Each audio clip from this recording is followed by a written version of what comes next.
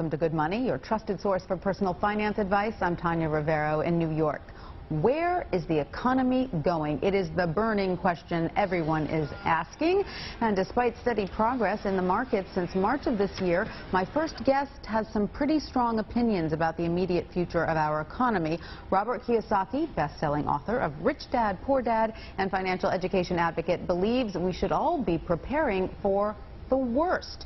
To explain his outlook, he joins me now from Phoenix, Arizona. Welcome to Good Money, Robert. Great to see you. Hey, thank you. So, Robert, you don't have much confidence in the markets. In your most recent article on Yahoo Finance, you wrote you believe the stock market is being manipulated. Is that right? Yes, it's always been manipulated. There's insider trading that's legal, insider trading that's illegal, the thing called front running, which Goldman Sachs does all the time. So when a big stock play comes in, they buy ahead of the stock play. So it's everything's somewhat rigged, yes. So and why? Who do you think is manipulating it then? These big banks? No, I think it's a combination of the U.S. Federal Reserve, which is not U.S. It's not really a bank, plus the government, plus the big bankers. So there's a lot of people who want to make sure, and I don't blame them, that the economy stay afloat. So they're pumping liquidity or money into the system like crazy right now. So do you have any evidence of this, or this is just a hunch? Well, Bloomberg just sued the Federal Reserve to open their books up, and when the Federal Reserve Bank was asked what happened to the $2 trillion, they said they don't know. So there's a lot of controversy swirling around the Federal Reserve Bank right now. Absolutely. And the reason is they're printing. They call it quantitative easing. Quantitative easing is Fed speak for we're printing money just to keep this thing afloat. So all of this adds up to a rather grim outlook, in your opinion. Who's to blame for this global financial crisis? Well, I'm coming out with a book in a couple of weeks called Conspiracy of the Rich, and it's about the Federal Reserve Bank. But I'm not a doom and gloom guy. I'm just saying, look, if the market goes this way, move with it. So the first half of the book is what got us into this mess, and the second half is what you and I can do about it. There's always good news. I mean, right now, as I'm speaking to you, gold is testing 1,000, and silver is over $16. That means, in my opinion, I could be wrong, that China and Russia and Brazil have no confidence in the U.S. dollar right now, so they're starting to dump it. Interesting. And that's why you see the price of the dollar coming down. The good news is it's a great time to buy silver. Anytime you can buy silver under $20, it's really a bargain today. You heard it. Stock tip from Robert Kiyosaki right there. Go buy silver. Now, Robert, do you believe that people should continue to be cautious about stepping into the markets then, or you just have to be very careful about the opportunities you select? Well, I'm always been an advocate for financial education, and I've always said, why don't we have financial education in school? So the average person, all they're told is to save money. At the same time, the Fed is printing money. They're telling them to invest in a well-diversified portfolio of mutual funds, and that didn't protect them from anything.